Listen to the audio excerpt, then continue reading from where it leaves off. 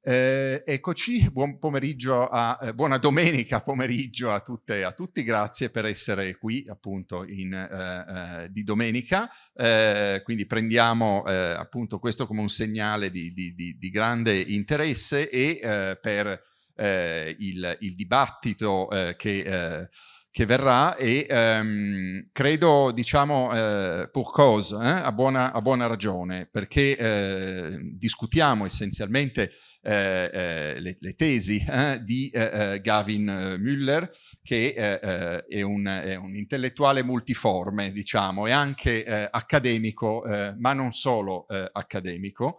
Dal punto di vista accademico, Gavin è lecturer in media studies all'Università di Amsterdam, e l'Università di Amsterdam è un'università importantissima, ma in particolare credo che Media Studies sia il programma numero 1 al mondo nei ranking universitari.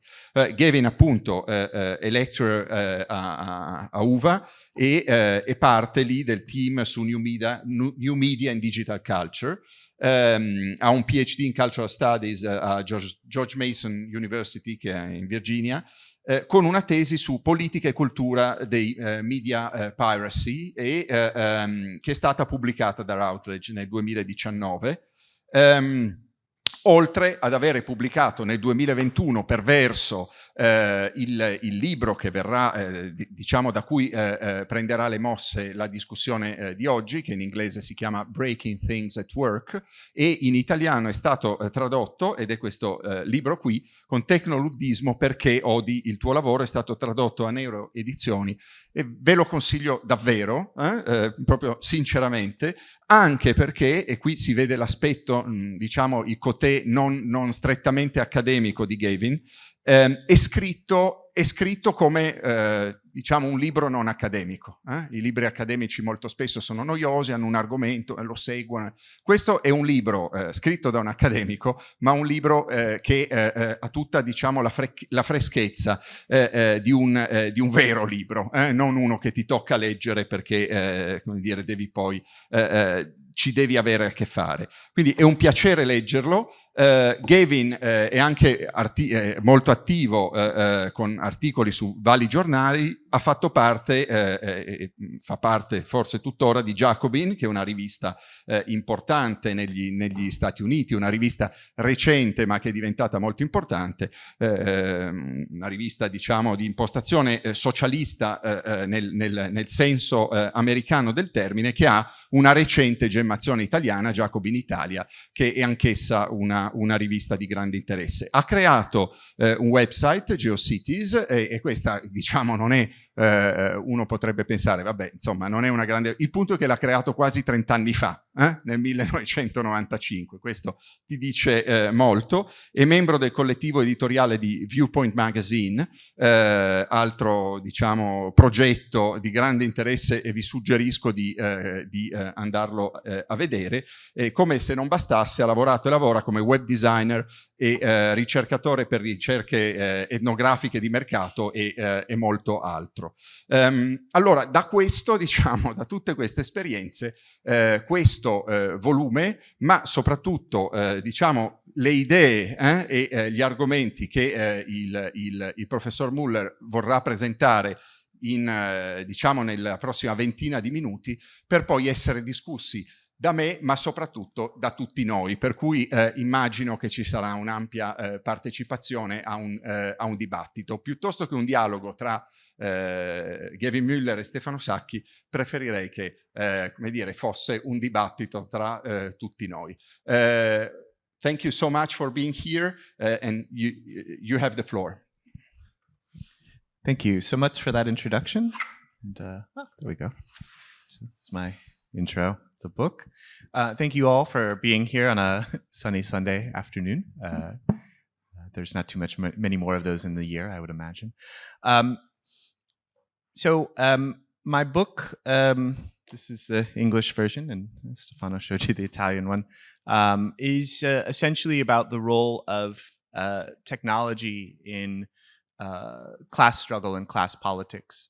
And I was motivated to write this by kind of debates on the radical left about whether the digital transformation would lead to some kind of post-capitalism, right? For example, maybe some of you have seen the meme or even read the book, Fully Automated Luxury Communism, right? The idea that these technologies are actually making a new mode of production possible.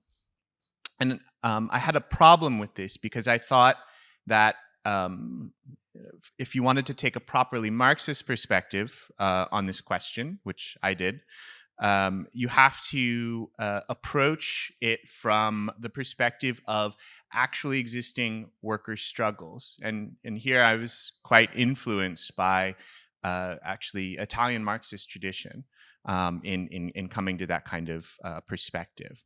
And I would also note that when I say worker struggles, I view worker as a category that includes many forms of waged and unwaged toil. And this is also an insight that I derive from Italian Marxism and Italian Marxist feminism. Right? And so I thought, if you want to really answer that question, what is the role of technology in class politics? You have to view it from the perspective of class struggle. And then further, you want to put that in a historical perspective, right? So you marshal your evidence to make your case, right? And so the argument that I make is that we actually find, when we look at worker struggles, we often find them struggling against technology at work. And I begin the sort of historical inquiry with looking at the Luddites, who were skilled weavers in the early 19th century in England. And I start with them because, one, they were conducting their struggles at sort of the dawn of industrial capitalism. There's also a bit of a, I would say, polemical reason, is that it's a bit of provocative to defend the Luddites, because to be a Luddite is a term, even to this day, that is applied to someone who has a kind of irrational resistance or irrational phobia to technology, a kind of technophobia, right? But in my view, what the Luddites did, which was smash machines that were replacing them and degrading their work, my view is that activity was quite rational, right? What the Luddites believed is that these new technologies were going to undermine their way of doing things. They were going to immiserate them, and they were going to destroy their communities. And in this assessment, they were totally correct, right? Within a generation, right? These weaving communities were devastated by the onslaught of new technologies. People who had been sort of had been part of thriving villages, creating quite skilled textiles. Their children were starving, right? Within a generation, right? For today, I don't want to do a whole long history, although I'm happy to discuss more historical views. I want to move to about 100 years after the Luddites, to another historical figure who I think is extremely relevant to talking about the relationship of technology and work under capitalism today.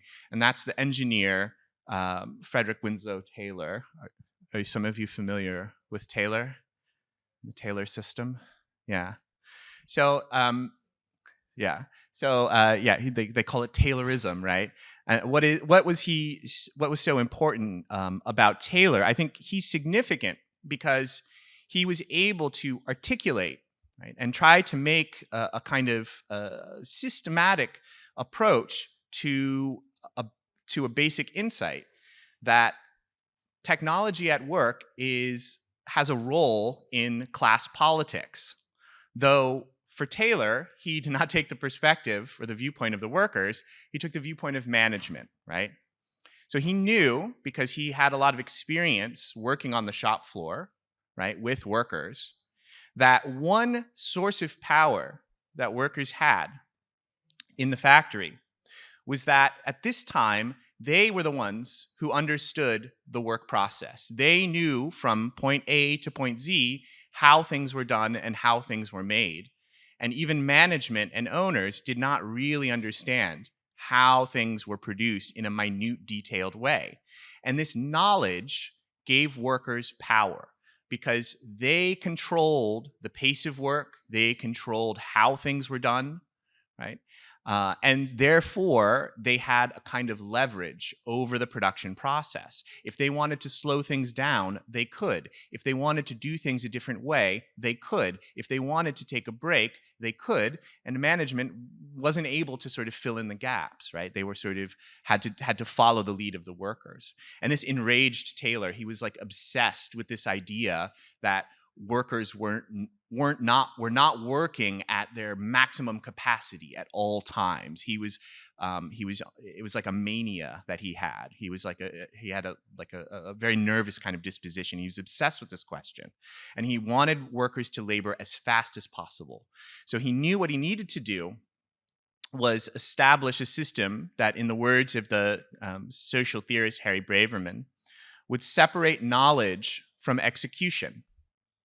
So he began by saying, the first thing we need to do is closely observe everything that workers do, right?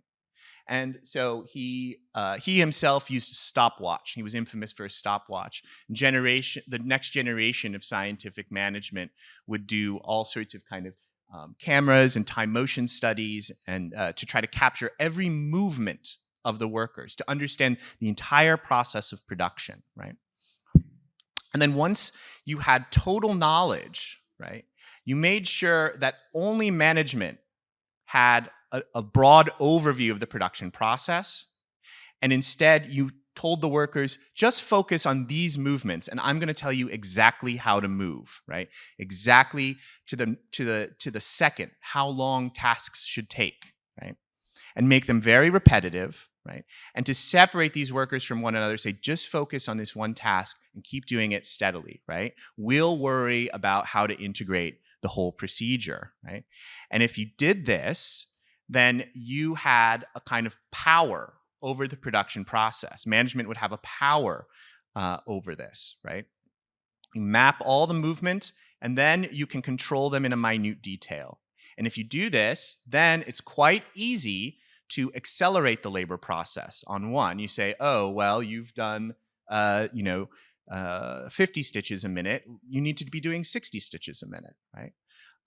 You also separate workers from one another. So it's a barrier for them establishing some kind of collective resistance to what's going on, right?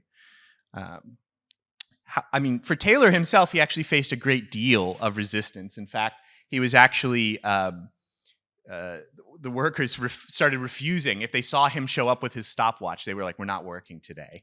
And he actually he was not a very suave person, so he ended up having to do a congressional testimony. It went very badly for him, and the workers that he was trying to experiment on kind of beat him, right? And he had like a nervous breakdown because of it. But his fundamental insights were used for more capable scientific managers afterwards, right? One thing that I think is really interesting in this, right, is every time you see this process inserted, right, you have a few kinds of sort of repercussions, right? One is that when you take work tasks and you isolate them down to the most basic steps and you codify them, it becomes that much easier to insert machinery into those work processes, right? You have to do that. You can't really you can't mechanize those processes until you've kind of isolated them in this way, right? The other thing is that what I learned through the research of this book is even though workers were fairly regular in saying, we hate when this happens, this ruins our work, it harms us physically and mentally, it was rare that the official organs of the workers' movement, such as trade unions and labor parties, really took up those kinds of problems and those kinds of demands of the workers. In fact, a lot of times the unions and the political parties said, yes, but work is getting more efficient, right? Or, okay, it's not as nice a job, but we'll try to get you higher pay, right? So it was a kind of demand for a different way of working that workers were insisting upon, but was sort of removed from the political demands of the official institutions of the workers' movement, right? If you one thing I thought was really interesting in this research is if you go to the Soviet Union, right, right after the Bolshevik Revolution, they have this debate over we're going to create a socialist society that's never been done. What does that mean? What does it look like? Well, they know that work is an essential part of it, right? And so they had this massive debate over, well, are we going to adopt the Taylor system, right? Because they knew that it would lead. It had in the capitalist countries, it led to abuse and overwork and physical and mental exhaustion for workers. Right? If you're leading a socialist revolution, you should be standing against those things. Right? But ultimately, they concluded that this way of working would actually bring about increased leisure once we've built up socialism, right? So you just have to wait a little while, suffer for a little while, and then on the other side of things, right, then once we've got on our feet, then we'll have, our kind of socialist utopia. In some ways, it's very similar to what you hear about the use of technology and automation in creating a post-capitalism. Well, maybe now it's not happening, but if we wait and we let things progress, if we let technology sort of lead the way, then we'll get there eventually, right? So this is actually the Soviets, the Bolsheviks, conducted their own kind of time motion studies. I like this. Just it's got this kind of constructivist diagram behind there. So, but ultimately, that never happened in the Soviet Union, right? They were always kind of they never really were able to do what they promised, which was kind of capture these efficiencies to lead to alleviated working time, right? And even today, I would argue that Taylorism is absolutely alive, right? Which to me demonstrates its deep roots in the logic of capitalist production, right? So this is an Amazon warehouse, right? And in these warehouses, much like the factories that Taylor was supervising 100 years before, right? Their movements are minutely tracked, right? But now, capital has the advantage of a digital technology, which can track these movements to a degree that Taylor couldn't only have dreamed of, right? You can attach sensors to workers. You can use cameras and artificial intelligence to monitor them. You can use these machines so that the worker doesn't actually move very much in the warehouse. The machines come to him, right? And in that way, completely control the pace of work, right? And I think what this also demonstrates is this technology is not liberating us from work. It's pulling us deeper into its grasp, right? So Amazon is the largest company in the world, and it grew its workforce 50% during the pandemic, right? And it's mostly these kinds of jobs, right? So this is, to me, evidence that it's not leading to a post-work future, right? Or a fully automated luxury communism. It's leading to a future of increasingly degraded forms of work, right? And so this is like a kind of utterly Taylorist sort of system here. And the other thing that is key in these warehouses is they're very deliberately isolate workers from one another. So this guy will never leave his station. He'll get maybe a 15-minute break. And it depends on the country because there are labor laws that do govern some of this. But for instance, in American warehouses, it's very common for there to be no break room for workers, right? There's nowhere for them to go and sit together and have a coffee, right? So what workers do on their break is they go and sit in their car by themselves, right? And then they go back into work, right? And that's the lucky ones who are close enough to the exit, because these warehouses are so large that a 15-minute break for many people is not long enough for them to actually leave or even actually go to the bathroom, right? which is, Amazon sort of become infamous for the fact that their workers don't even have the opportunity to take bathroom breaks, right? And to kind of demonstrate that this is not an accident or something, I want to show you a patent that Amazon filed in 2016 that I think demonstrates their kind of their viewpoint on how they treat workers. This is a cage, right? So you can imagine this guy, rather than just simply standing there, right, would be inside a cage, and he'd be operating this kind of claw picker, right? This is filed in 2016, and of course, the logic behind this, Amazon didn't say, well, we want to control it. They said it's for the workers' safety, because there's sort of automated pallets that go around, and the cage will protect the worker. Okay, but of course, some sort of critics who, some of whom worked at Amazon, turned this into a meme to kind of criticize the working conditions, right? To kind of reveal the truth of this patent. And of course, Amazon also said, "Oh, well, it's just a patent. We never had any intention of building this contraption," right? But I'd like to think that the negative publicity that they received, right, that these kind of forms of small forms of resistance, right, were part of getting Amazon to kind of abandon those plans, right? So this kind of when it comes to digital technology, right, this is the kind of real danger of what Shoshana Zuboff has called surveillance capitalism, right? She has this theory that capitalism, we're in a new kind of capitalism that's premised on data production, accumulation of data, right? Extraction of data and processing it, and that this is kind of controlling our world and violating our privacy, right? And there's something to that, but I think what I'm really interested in is connecting this critique of digital surveillance to the understanding that this kind of Taylorism is also premised on a minute form of surveillance, right?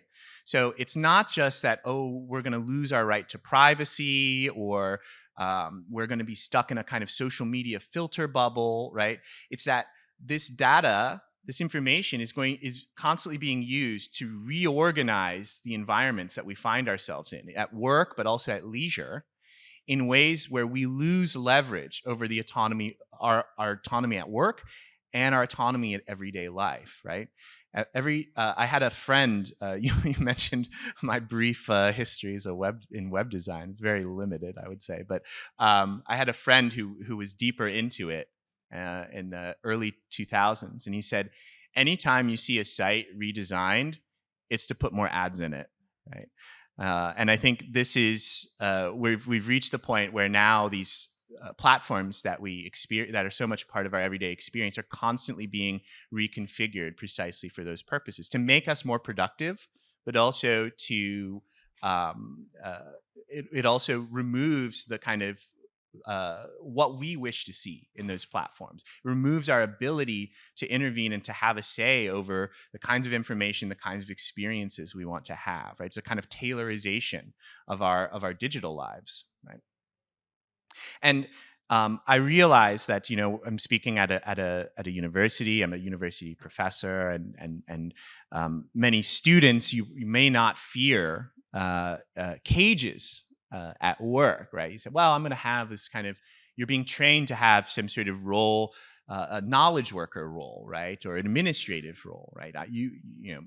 Maybe you'll end up in the villain in this story, right? But it's not going to happen to you. But I think that this kind of Taylor's prerogative is something that anyone who makes a living by working should be concerned about, right? And especially in the kind of this post-pandemic, if we can call it that, work from home normal. How many of you had experience in working from home during lockdowns? Or maybe you had to go to school at home, right? Yeah, it's like everyone. It was like a kind of global, universal experience, right? How was that experience? Not so fun, right? It's interesting. Like, if you look at a lot of there has been some kind of sociological research on it, And there's what I would call an ambivalence about the experience of work from home, in that a lot of people, like, there was something quite alienating about this, right? I think it's also like a moment where there's like also nothing else to do. So you're just like stuck at home, and then you can't even just like watch Netflix. You have to work, and it's really just, it feels pointless, right? Like the world feels like it's collapsing, and here I am having to be on a Zoom meeting, right? But also there's some positive qualities that people expressed, right? Like, a lot of people said they had more control over their time, how they spent their time during the day, right? Like, okay, I know I have a couple meetings, I have to answer some emails, but I can kind of determine when I do that, and then I might actually have a little bit more free time during the day to run errands, to do childcare, which was, of course, another huge problem during that period.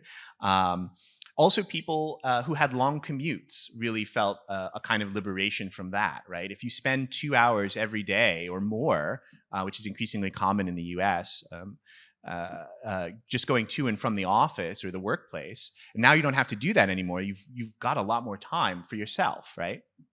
So there's a kind of ambivalence there. And what might be interesting for people to know is that it's management at these companies really did not like work from home. They had a lot of anxiety over it. If you look at the statistics, people were actually more productive. Thank you. People were actually, productivity went up. So congratulations, all of you were working harder, right, for the same wage, right, even though you hated it. But they still weren't really happy about this, right? Because they have this, to me, again, it's this kind of, the tailor's prerogative is we need to know what is happening, everything that you're doing. That's the goal, right? And when you're not at work and you don't have a manager watching you, telling you what to do, right? Looking over your shoulder or circulating or whatever it is, they've lost that potential, right? But this is where digital technology once again can provide, right? So you have these new services. This is my favorite one, Staff Cop.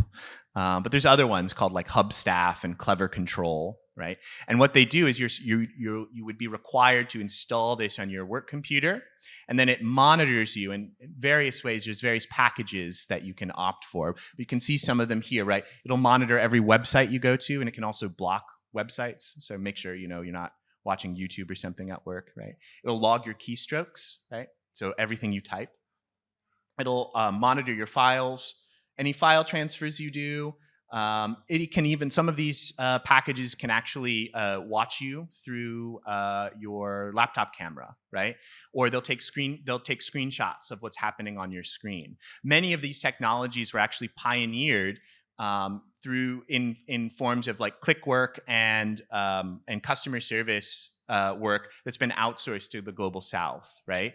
And now they're coming up with these packages that they're going to sell, that they're selling to companies all over the world who have workforces that work from home, right? So what you can see is a kind of at-home digital taylorism, right? This could actually be a future of work rather than a sort of post-work future or a post-capitalist future, right? And you have the benefit of having to pay for your own internet connection. Some of these are actually, I live in the Netherlands, and some colleagues were like, well, actually we have labor protections. Like you can't use something like this, right? Because it's illegal, right? But what we all use in my university, at least, is we use Microsoft, their Outlook and their suite of services, right? They have like a video conferencing, and they have all their applications, SharePoint, and all of these things. And we're increasingly encouraged, don't use other services, use all the Microsoft ones that the university is paying a lot of money for, right? And in the wake of the pandemic, Microsoft introduced its productivity score, right?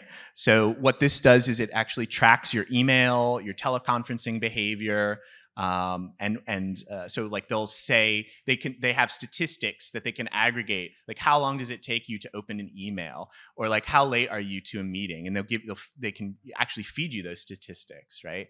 Like my wife got really upset because she had like a 97% like on time to meeting score. She was like, I was like 2 minutes late, that's so unfair, right? But it's like perfect. I was like, oh, this is my research, honey. That's great. And what's interesting to me is like what Microsoft says this is for. They know that when you show this to someone, maybe I heard some murmuring. I don't know what you thought of it, but you show this to someone and they're like, "Oh my God, this is horrible." But what they say is like we want to use these tools to prevent overwork and burnout, which was another big complaint during the pandemic. So, your boss can like make sure. I've been monitoring your productivity. I see you're opening emails really late in the day. You shouldn't do that. You should really take that time to yourself, right? This is what Microsoft says these tools are for. But I think we all know that they can just as easily be used as tools of surveillance and discipline, right? This is the meeting score, right? And again, like if you read their reports, they're we have a big danger of burnout. We need to be really, really cognizant of that. But in one of the talks I went to last night, we were kind of making fun of Google's like "Don't be evil" slogan that they got rid of. And well, Microsoft never even pretended to have that slogan, so I'd be reluctant to trust what they say on these things, right? So in my book, so this is like this is the bad side, right? Well, but in my book, my object is not simply to kind of point to sort of abusive uses of technology, but also to write the story of workers fighting back in various ways, right? So if work is a battleground, then we could maybe view work from home as a kind of latest front in this struggle, right? And so I've also been researching kind of tactics, creative tactics that people use to get around these kind of tracking systems, right? So like, whoops, I got to remember I have two different screens here. All right, so the one is like they want to make they want to track whether you're on or not, right? So I heard some laughing here. Does you guys, someone have some familiarity with what's going on here? Yeah, my wife started doing this as well, right? So it's like make sure you're like always look available, like that green light is always on, right?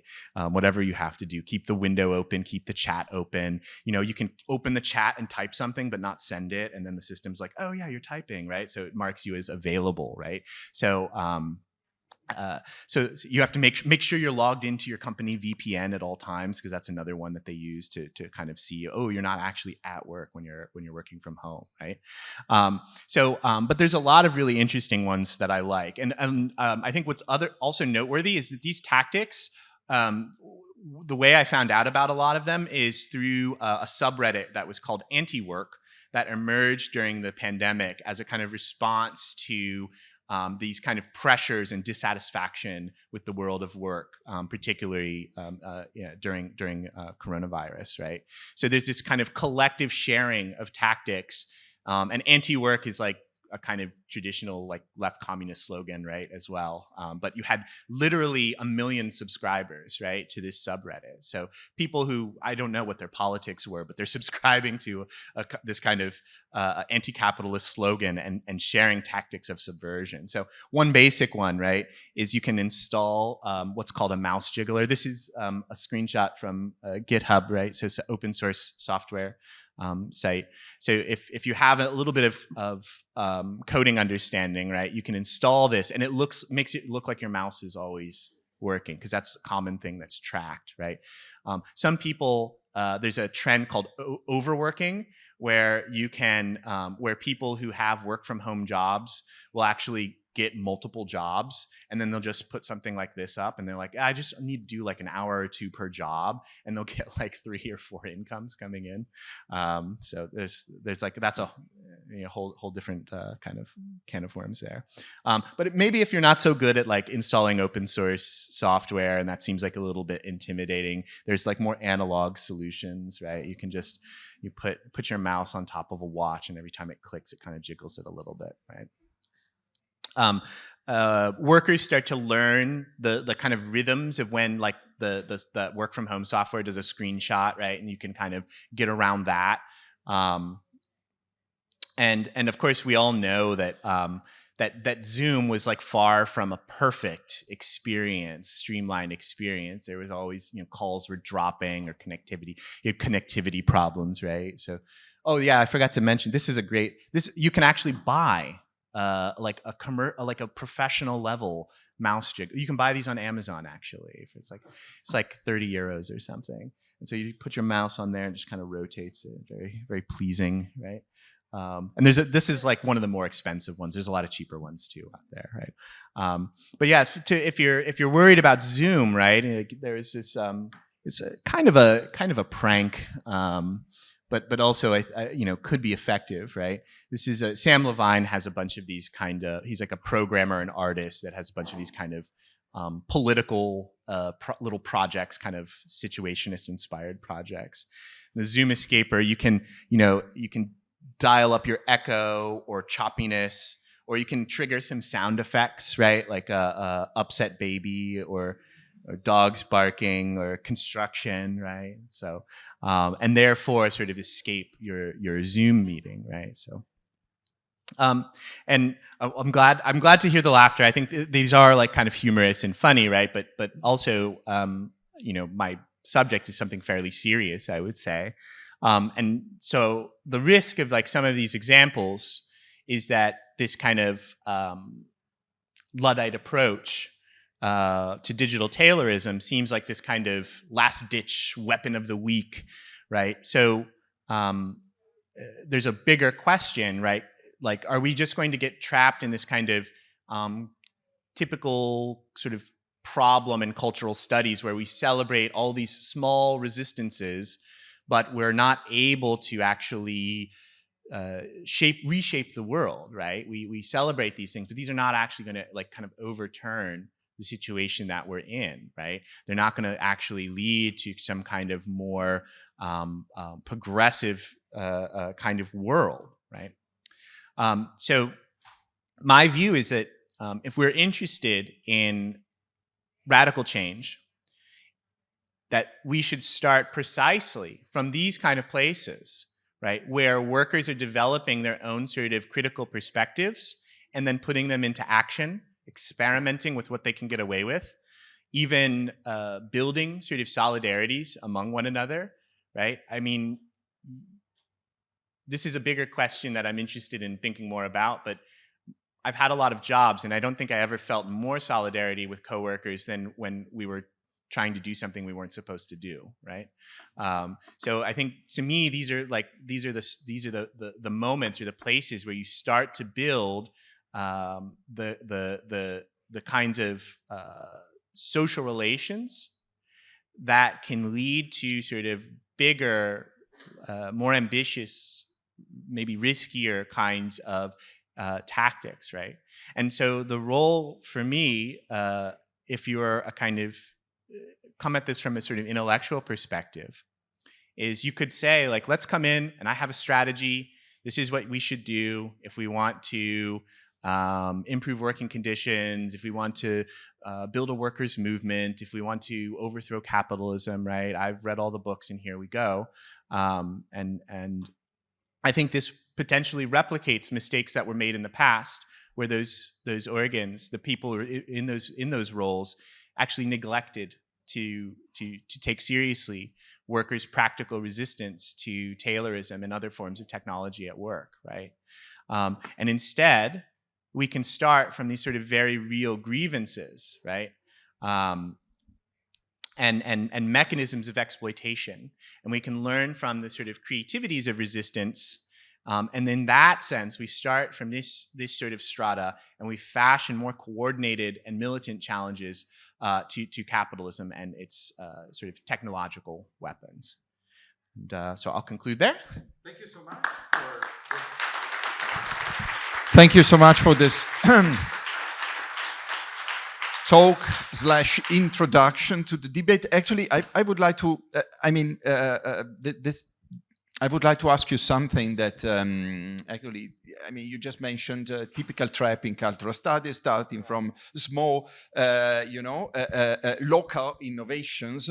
My point is, in the end, if you want to reclaim control on your own work, which is the ultimate, aim of the luddists, and what should be done, you need collective action, probably. I mean, that's my, and well, I'm a political scientist. I have in mind power resource theory. I mean, in the end, this may come from two, agencies that are either unions or political parties, typically parties on the left, social democratic parties, at least in the European experience. And so my question would be, how do you scale, up from local, innovations to, collective action and institutionalized action? And just to, two examples, I mean, it may well come from below, I mean, from the bottom up. We all know, and that's in the book as well, how atomization hinders collective mobilization, the conditions for this. And, so we may think of platforms and platform work, Just Eat Foodora, so on and so forth, as a very difficult environment for collective action to emerge. However, you see this precisely, from the bottom up. Self-organizing collective action that actually bypasses traditional trade unions on the one hand. On the other hand, I have, a quote in mind that shows how, and I'm asking you what's wrong with this, may come from more established institutionalized agencies. I have in mind a quote from a former LO, so the Swedish trade union, from a former Swedish trade unionist, who is now, by the way, European Commissioner. Be that as it may, she was saying, I mean, she was being asked, do you feel technological change in Sweden? I mean, do you as a unionist? And she said, no, I mean, we actually embrace it, and that resonates with what you show in the book. We embrace it. We fear non-innovation, because actually with non-innovation, with the lack of innovation, we are going to lose jobs. Whereas, on the other hand, we know how to deal with changes. Some people will lose their jobs. We retrain them. We also train those that are, on their jobs so that they don't lose them. And in the end, we end up with, full employment, which is, I mean, the ultimate. So, again, what is wrong with this? But my further question was how to, if you think that this is not so good, I mean, how to scale up from local innovations to collective action? Yeah, I think I wouldn't rule out, right, working with unions or parties, right? I mean, to me, or having kind of legal reforms, right? I think mistakes have been made in the past, and the point is to learn from them. The Swedish case is in some ways an exceptional one, because they actually, by many measures, they have a sort of more. I mean, they're able to integrate the insights along this chain from worker complaints to trade unions to political parties in ways that get watered down or don't work that way in other places, such as the U.S. Right? But there is like one movement in this vein that is sort of successful, has been having successes in the United States, is the right to repair movement, which began with activists and then spread influentially to farmers. Farmers who used John Deere branded tractors. John Deere changed it so that all their tractors were controlled by digital technology, and so you weren't able to fix the tractor yourself. You had to like insert their branded USB and go to their like designated repair place, and it was like super expensive, right? Many farmers are already like barely making it, and so farmers started. They both started protesting, but they also started downloading hacked software from like Estonian torrent sites and installing. So they were like hacking their tractors, like putting pirated software on their tractors, and this actually.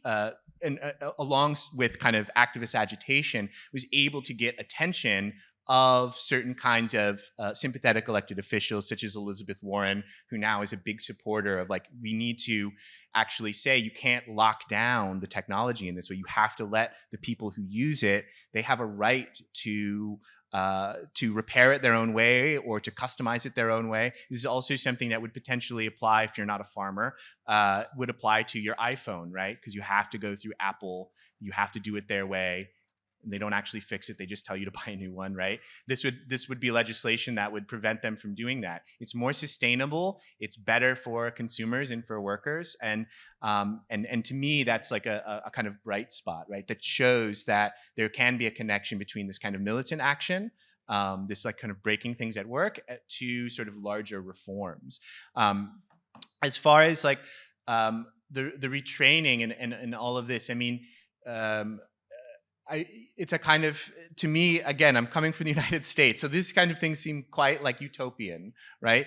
I think that the basic insight, right, is that we need to think about what kind of world of work, in a larger sense, that we want to be shaping, right? And that when you have these kinds of struggles, right, that demonstrates, it's evidence that this way of doing things is not working out, and that the decisions about what to do about that, there will always be, I think, some forms of work that are undesirable, right? But how do we deal with that? I mean, one way to deal with it is to have certain classes of people who are purely responsible for that and make them do that all the time. But there could be other ways of doing things, right?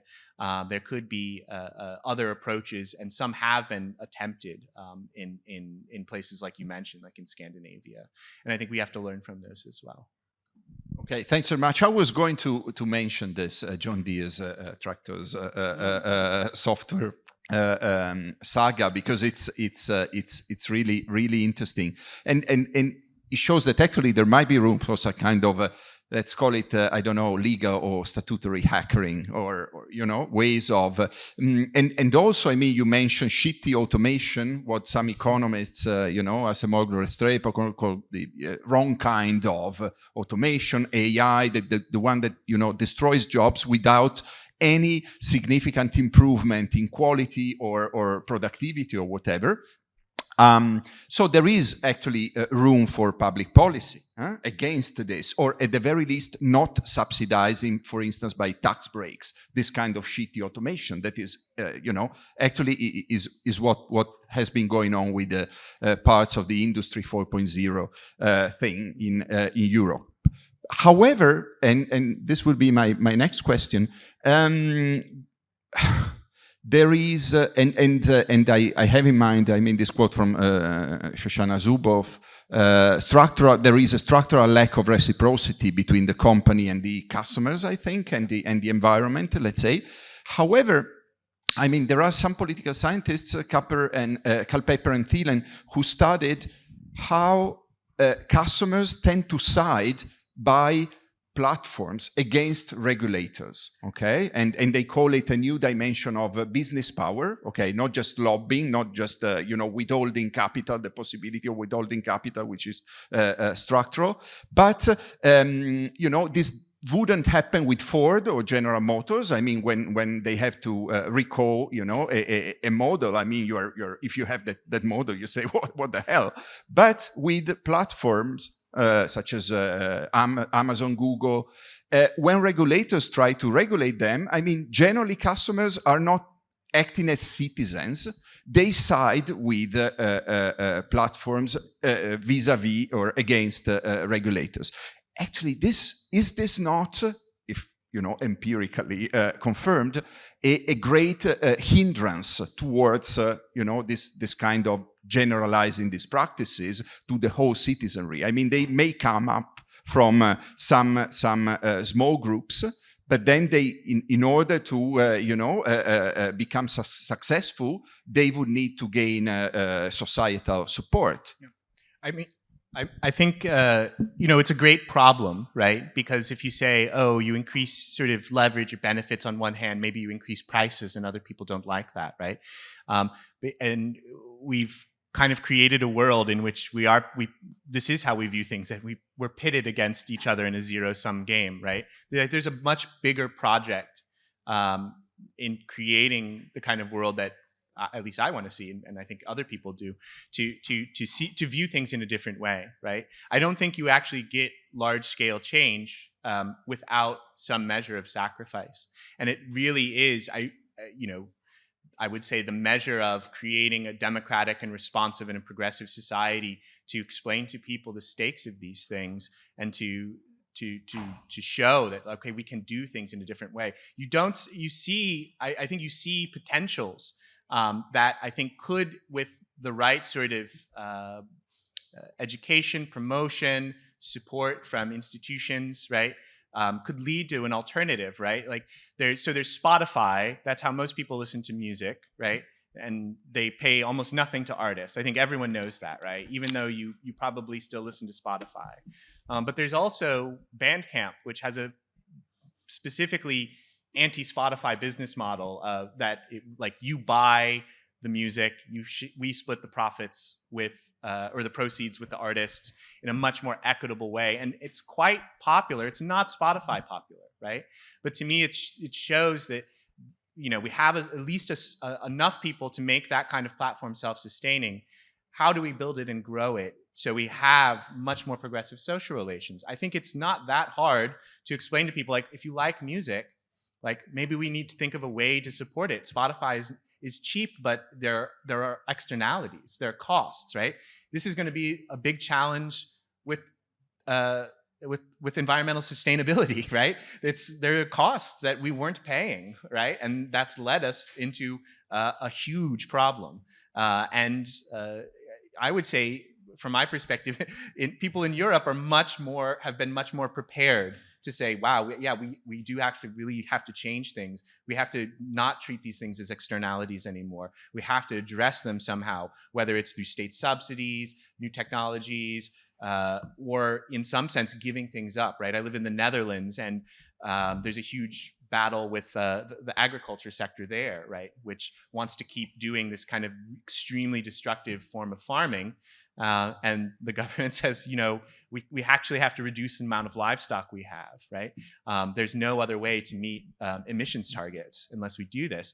And also, you're going to destroy the soil with all the fertilizer you're using. And I think you can make these kinds of cases, right?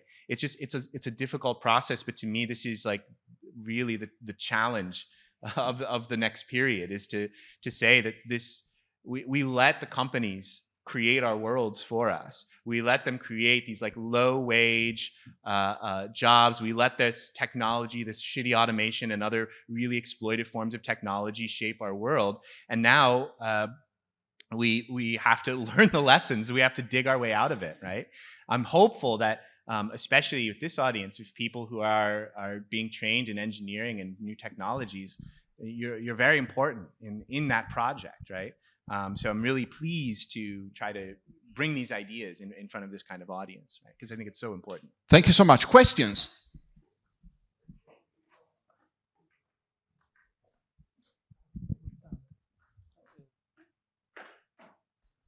Okay.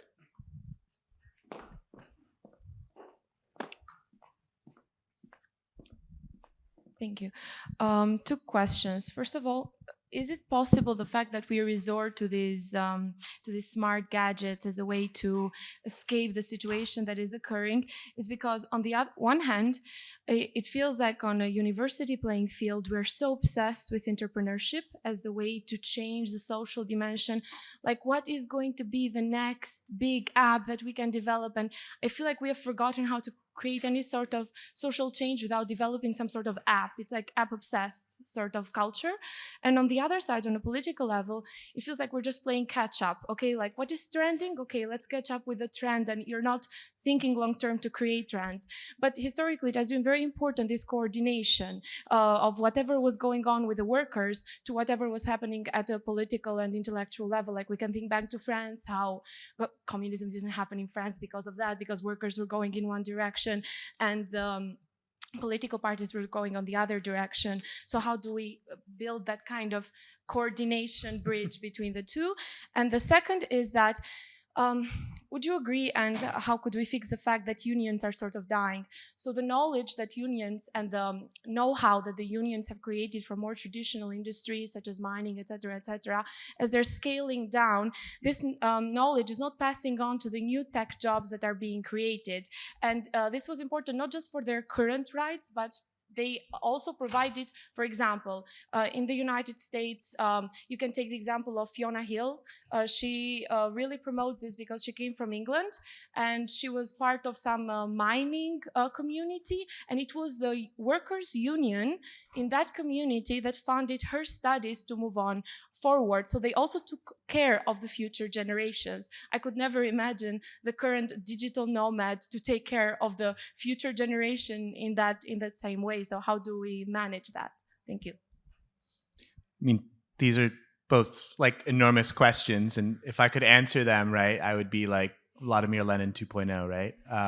But I mean, that's not to I mean, they are important questions, right? So I think the first one, right? I mean, one we don't have to be. You can be a Luddite, I think, and you don't have to be against innovation, right?